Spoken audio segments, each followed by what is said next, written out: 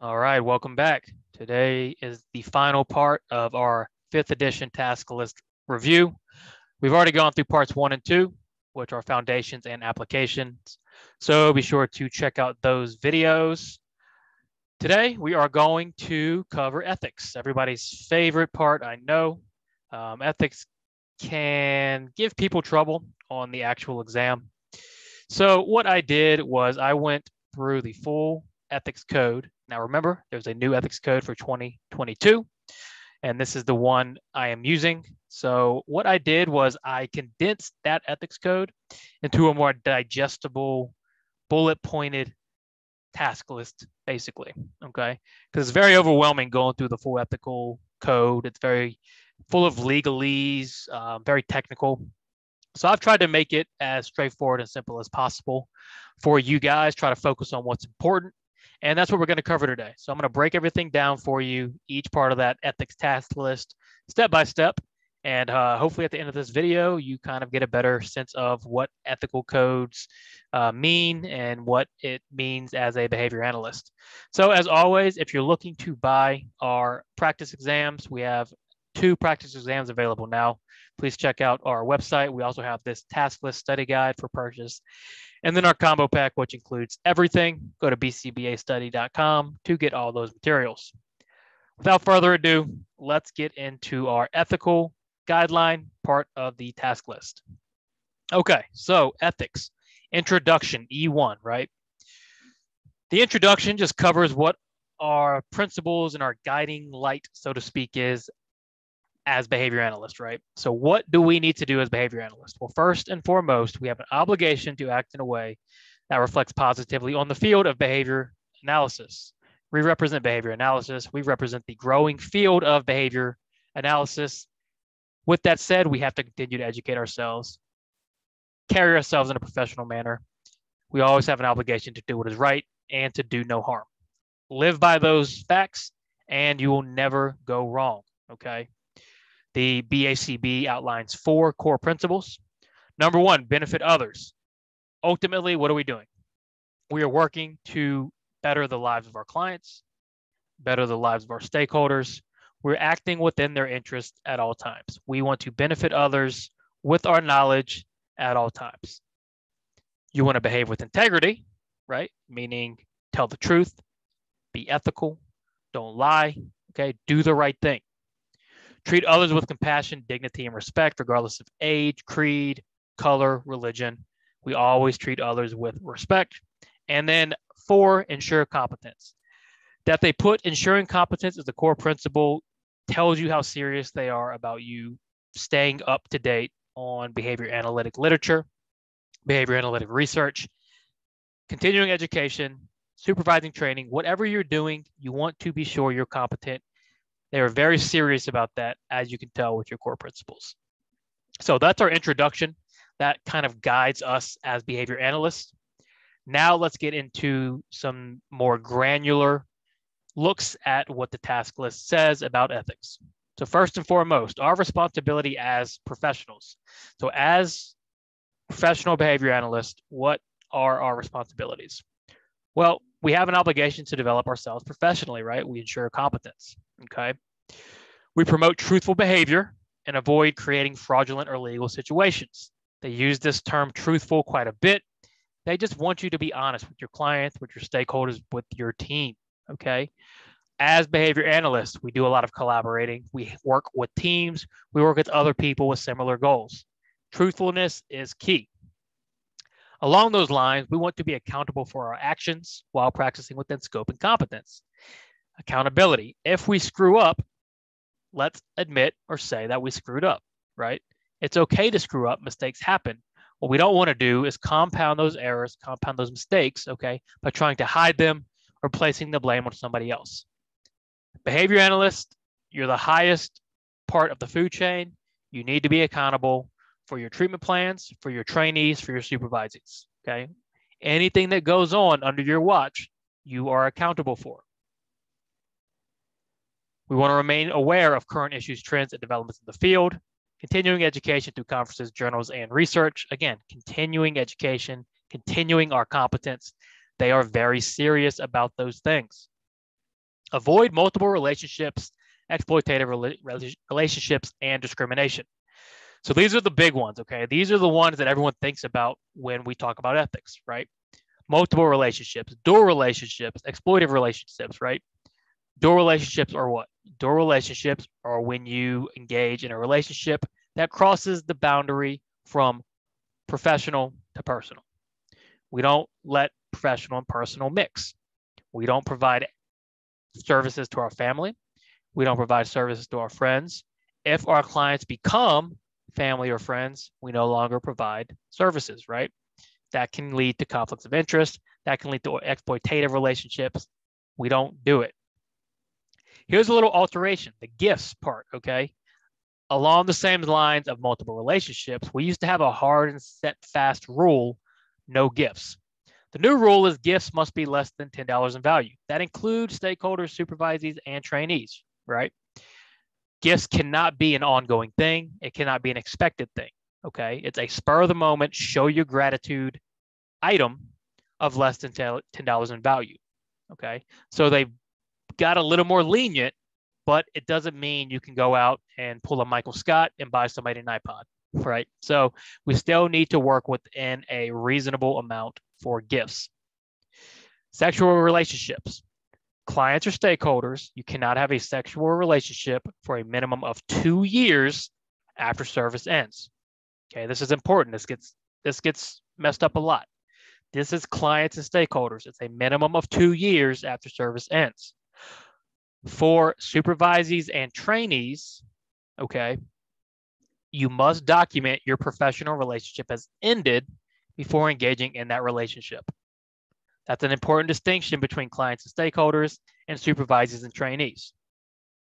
And then do not accept supervisors or trainees with whom you've had a relationship with until 6 months have passed. So these are all those granular ethical details that you need to know, that you need to remember for the exam, okay? Again, I've done my best to condense this stuff into digestible pieces, okay? So I hope this helps. All right, so let's continue. Now you're practicing. What is your responsibility in practice? You're a behavior analyst, okay? You're now providing treatment. Well, you want to provide effective treatment, of course, protect confidential information, ensure accuracy in billing and reporting. Ultimately, that is our goal. Share information only when consent is obtained. They say the word consent a lot. We need consent for privacy. We need to share information for disclaimers, for medical histories, on and on and on. Always be sure you have consent. When in doubt, obtain consent, okay? Behavior analysts use non-technical language and ensure the client understands when explaining assessments, interventions, and plans. When you're explaining something to a person not in the field, we need to talk to them like you would explain something to your best friend who wasn't in the field, okay? You would use non-technical language, avoid jargon, avoid talking to them like they know what behavior analysts know. They don't, okay? You're there to teach them. You're there to help them. You're there to explain using non-technical language. We collaborate, all right? Collaboration is key. This is hard for a lot of analysts because we are typically type A. We want to be in control. We want things done our way. That's not how it works in our world, okay? Our kids typically have, if you work with kids, typically have a lot of therapy, a lot of different therapists. They have teachers, parents, etc. You need to learn to collaborate. You need to learn to work as a team. Always consider medical needs first, meaning if there is an issue, ask yourself, ask the parents, ask the stakeholders, is there any history of medical need associated with this problem? If not, we can continue to behavior analytic services.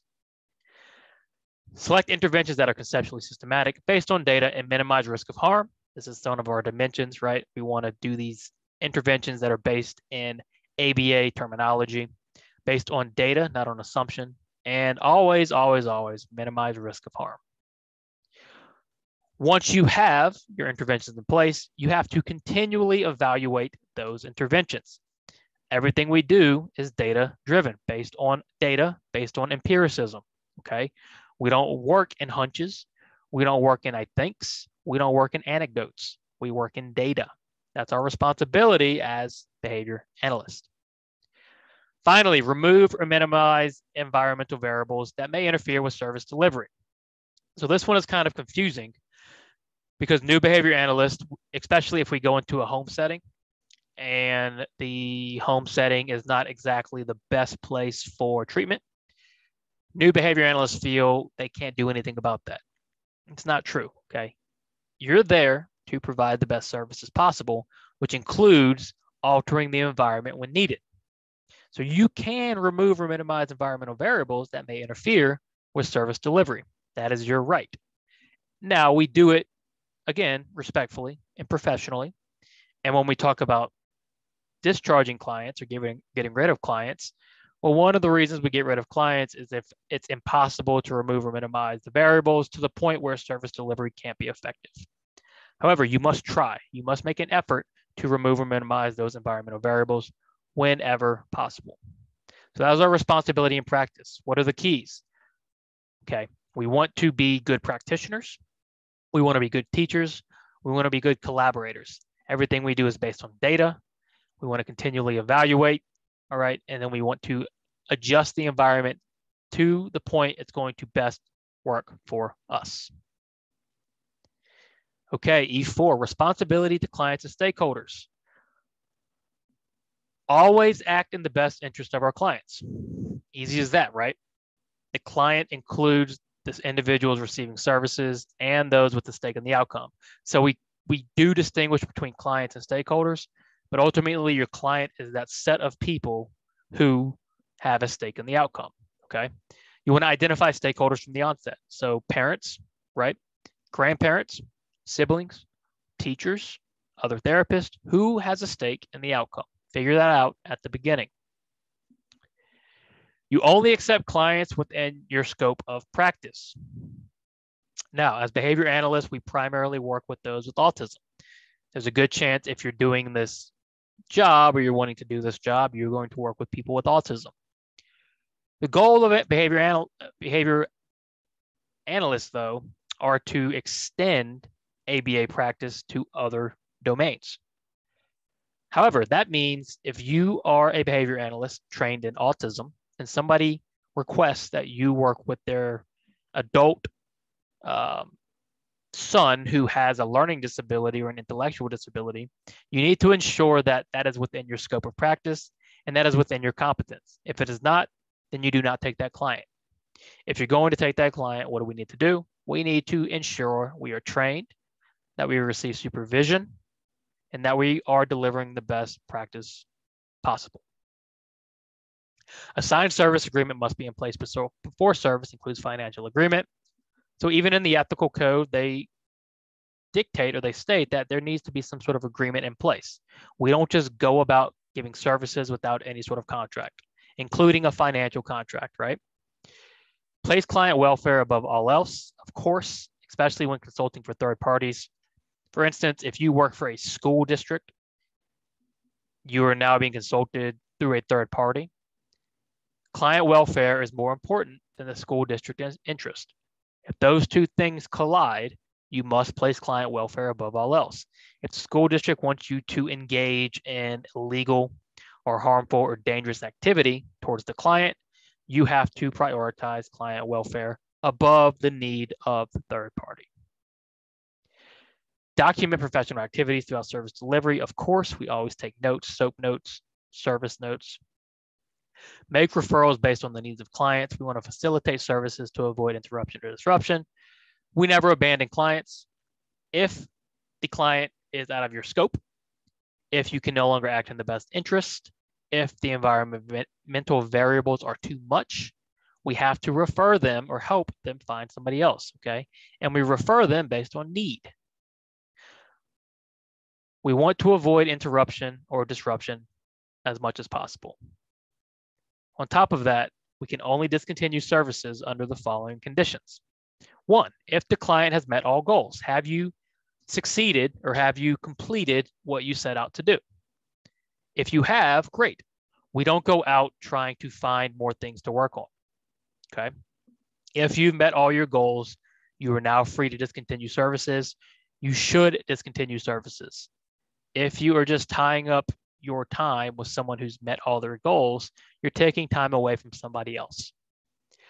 Or the client is not benefiting from the services. If you've tried and tried and tried with due respect to the client's needs, wants, and conditions, and they still aren't benefiting, then yes, you are free to discontinue services if every effort has been made to deliver services that benefit the client.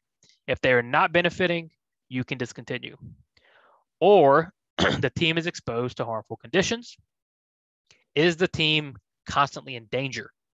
Is the environment a danger to the team? You need to look out for your team as well. Yes, we work with behavior, but you should not subject your team to situations where they are actually at risk on a consistent basis. Now, if a client becomes aggressive one day and things get out of hand, one day is not enough to constitute discontinuation. If it continues, however, and your team is exposed to harmful conditions, you are free to discontinue services. Or the client or stakeholder requested discontinuation. The client and stakeholder can discontinue services at any time. They are free to do that. That is their right. If stakeholders are not complying with interventions. So this is also a common one. I would say parents can be the most difficult part of this job. I think if you ask behavior analysts, many would agree. If they're not complying with what you want them to do and you're not making any progress, well, maybe your time is better spent elsewhere. Again, within reason. All these things are within reason. Also, why it's important to document everything, right? We want to document. So if we have to discontinue, we have proof. Finally, if services are no longer funded, obviously you don't need to work for free. Now, surely no one always feels good about that when that becomes the case. But when you're dealing with insurance companies, things happen. When you're dealing with private funding, things happen. If your services are no longer funded, you are not obligated to continue services. Summing up, what is our responsibility to clients and stakeholders? Act in their best interest. Practice within your scope. Document. Only discontinue services if some of these following conditions have been met. All right, responsibility to supervisees and trainees. Do not exploit your supervisees and trainees. Whether you like it or not, as a behavior analyst, you are now a supervisor of other people. You are a manager. You are a boss. I know, it's hard sometimes to hear that out loud. Everybody wants to be the fun, loving, likable supervisor, excuse me. It's not always possible, okay? You have a responsibility to your supervisors and trainees, which will directly impact your clients. Remember that. So what do we need to do? We need to comply with supervision requirements, including competence, volume, documentation, and accountability. Don't take on more supervisees than you can handle. Only supervise within your competence. Document everything, remain accountable. Just like in our service delivery, just like responsibility to ourselves, same goes for supervision. Supervision and training should be behavior analytic in nature, including the use of reinforcement and feedback. All training, all supervision should be conceptually systematic. It needs to be based on, behavior analytic terms and concepts.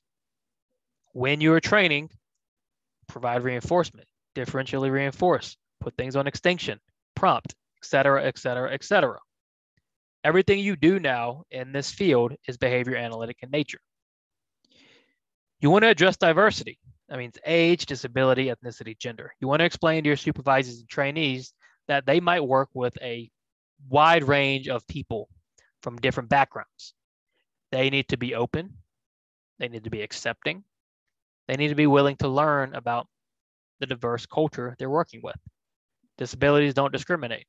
You could be working with anybody. Address that. Monitor performance using data collection. So by now you can see a lot of this stuff is repeating. And this is why ethics are actually not that scary. It's very common sense, right? Everything we do in practice, we do across the board. We monitor. We maintain competence. We maintain accountability. We only discharge on certain reasons. We are respectful of diversity, et cetera, et cetera. Okay, nothing's changing here. We're just expanding out into each of our little lanes.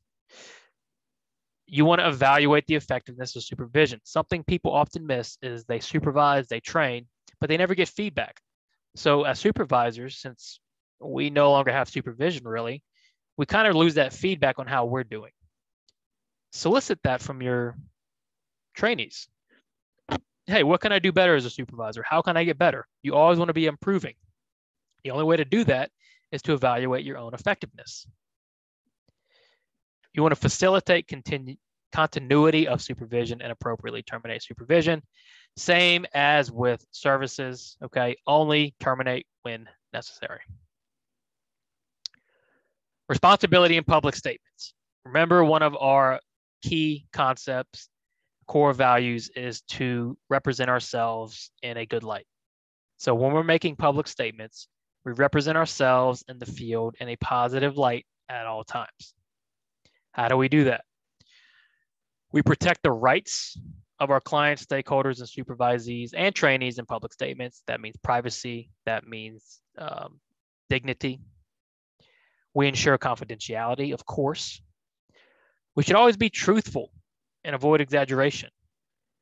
We are responsible for our statements and for other public statements, even if we didn't make that statement. They need to be truthful. They need to avoid exaggeration. Do not advertise non-behavioral services as behavioral services. If you are a marriage counselor, if you're a talk therapist, that's great. Those aren't behavioral services. Don't advertise them as such. If you are providing non-behavioral services, a disclaimer must be used at all times. Do not solicit testimonials from current clients or stakeholders. Meaning, if you have a website or a business and you want to get some good reviews, you can't ask current clients to give you reviews. Unsolicited reviews, where you aren't allowed to control content, are allowed, but you can't use or share those.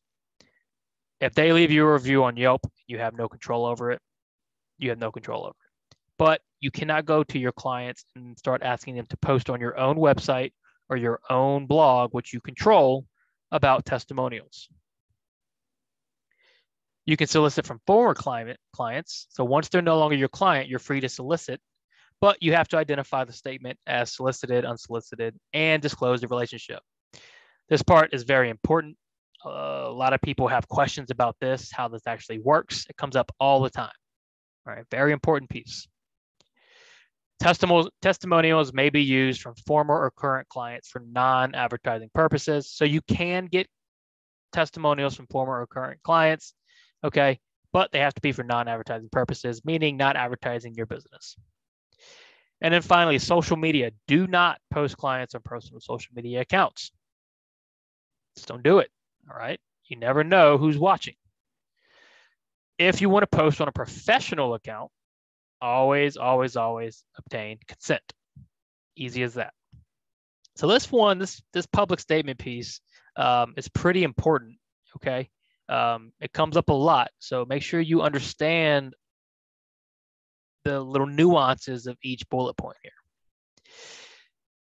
And then finally, responsibility in research. If you're going to conduct research as an analyst, always conduct with policy and law. So, you might not be familiar with research, maybe you are, but there are a lot of different hoops to jump through, so to speak. There are a lot of boards, a lot of regulations.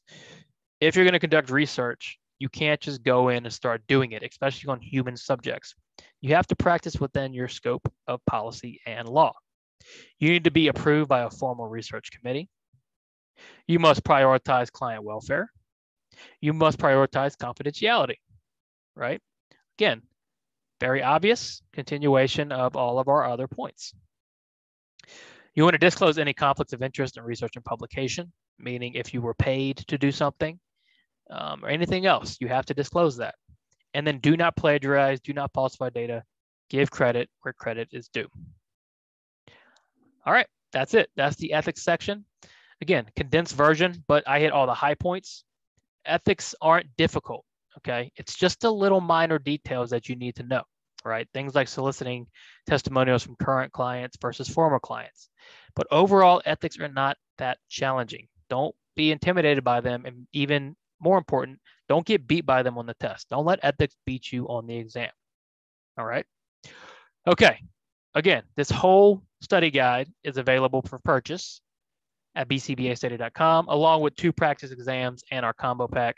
So check out all those materials. Any questions or comments, let me know. Happy to help. Other than that, keep working hard, study hard. See you soon.